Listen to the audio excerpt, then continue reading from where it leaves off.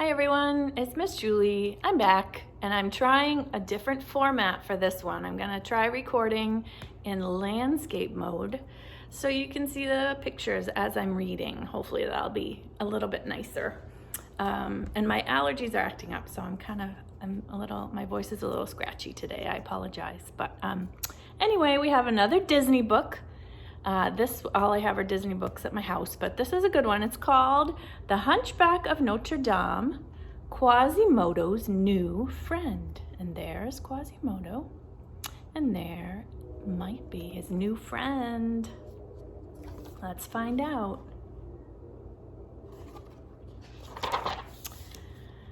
Quasimodo lived in the bell tower of Notre Dame Cathedral.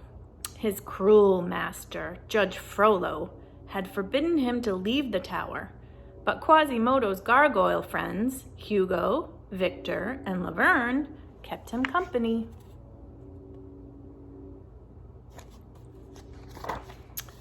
One morning in the busy square below, the friends saw a ball of orange fur streak by, chased by a pack of barking dogs. It was a kitten. The kitten didn't stop running until it was halfway up Notre Dame.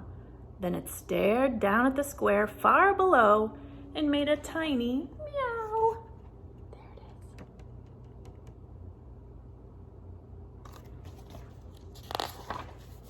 is. Silly kitten! Who told him to go rock climbing? Hugo said. Perhaps it would be wise if, Victor began. Oh, the poor thing, said Laverne.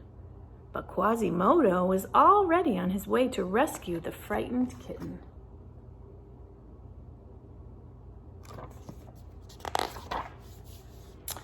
Safely inside the bell tower, the kitten purred happily. Quasimodo patted its tiny head.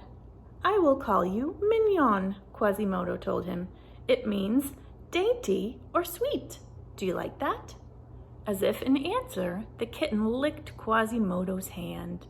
He likes me, Quasimodo cried. He's hungry, Hugo said. I think, Victor began.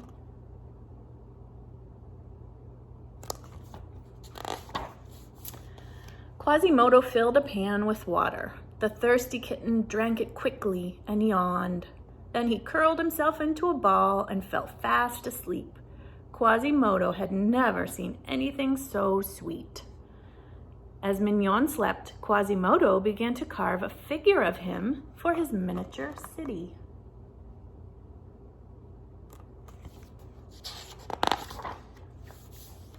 After his nap, Mignon decided to explore the bell tower. He chased the pigeons and sparrows from one end of the tower to the other. What fun he was having! Watch out, Quasimodo warned, but it was too late. Mignon crashed into his miniature city. Paint splashed all over Victor. Hugo laughed.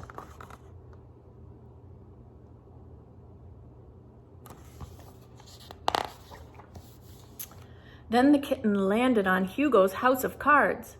That creature has got to go, he said angrily. Victor dabbed at his face. I quite agree. In fact, the bird chaser stays, Laverne said. As Quasimodo straightened up his model city, Mignon padded silently down the bell tower steps. Come and see your figure, Mignon, Quasimodo called to him, but the kitten was nowhere in sight.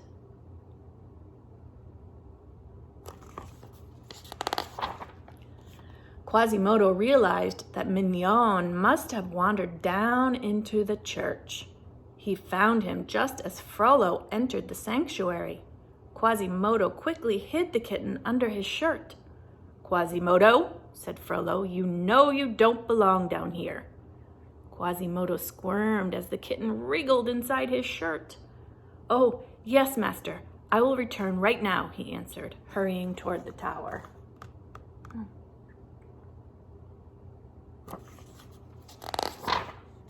Back in the bell tower, Mignon took a little nap, and Quasimodo told his friends what had happened.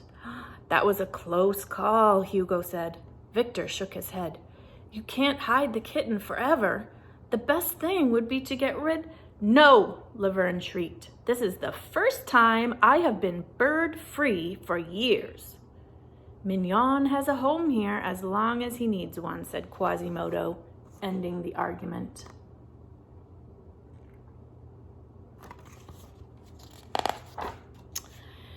It was time for Quasimodo to ring the evening bells. Gong, gong, the bells chimed. Meow! Mignon joined in. The kitten watched the bells swinging back and forth. He loved the sound of their evening song. The next morning was cool and quiet. There were no chirping sparrows or cooing pigeons fluttering around the bell tower. Suddenly, in the silence, Quasimodo heard a little girl's sad voice calling, "Here, kitty, kitty, here, kitty, kitty."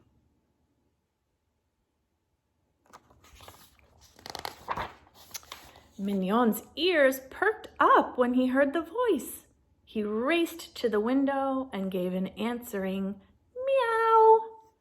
Quasimodo realized that Mignon belonged to the little girl.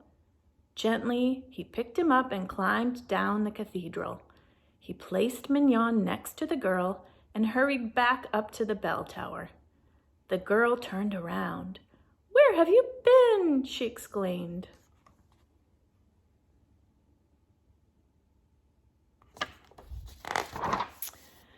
Then, as Mignon and the girl turned to go, the bells of Notre Dame began to ring. "Maroo!" Mignon looked back and meowed loudly in reply. Up in the bell tower, Quasimodo smiled. He knew that from now on, whenever he heard the bells of Notre Dame, Mignon would think of his dear friend Quasimodo. And that's the end. I hope you enjoyed that one. And I also hope you have a terrific day. And I will see you soon. I love you and I miss you. Have a good one. Bye-bye.